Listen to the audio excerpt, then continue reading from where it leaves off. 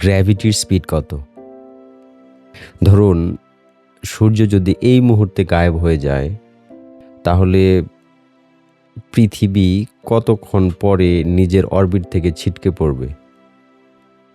আমরা জানি যে পৃথিবী সূর্যকে কেন্দ্র করে ঘুরছে এবং আইনস্টাইনের সূত্র অনুযায়ী সূর্য যে কার্ভ তৈরি করে স্পেস টাইমের মধ্যে, সেই কার্ভ ধরে প্রত্যেকটি গ্রহ ঘুরে চলছে সূর্যের চারপাশে।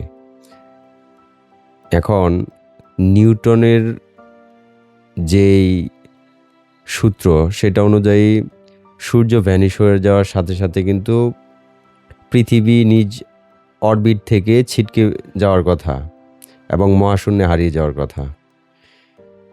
কিন্তু আইনস্টাইনের সূত্র অনুযায়ী সূর্য ভ্যানিশ হওয়ার 8 মিনিট 20 সেকেন্ড পরে পৃথিবী তার নিজ যেই অরবিট আছে সেখান থেকে ছিটকে যাবে। এখন প্রশ্ন হচ্ছে, তাহলে গ্র্যাভিটির গতি আসলে কত দাঁড়ালো?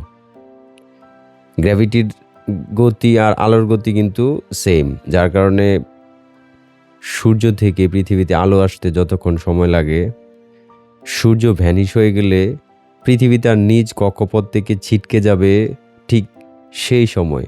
তার মানে লাইট আর গ্র্যাভিটির যে গতি স্পিড সেটা সেম।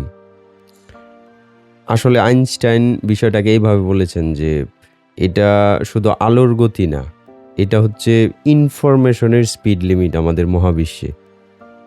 সো গ্র্যাভিটি, আলো এগুলো মূলত ইনফরমেশনের যে স্পিডের একটা সীমা আছে সেই সীমার মধ্যে তারা ভ্রমণ করে। সো যে কোনো জায়গায় ইনফরমেশন এক জায়গা থেকে আরেক জায়গায় যেতে হলে সর্বোচ্চ গতি হচ্ছে এই লাইটের গতি। সো মহাবিশ্বের স্পিড লিমিট হচ্ছে এই 3 লক্ষ কিলোমিটার, যেটা আলো এবং গ্র্যাভিটি যে স্পিডে ট্রাভেল করে।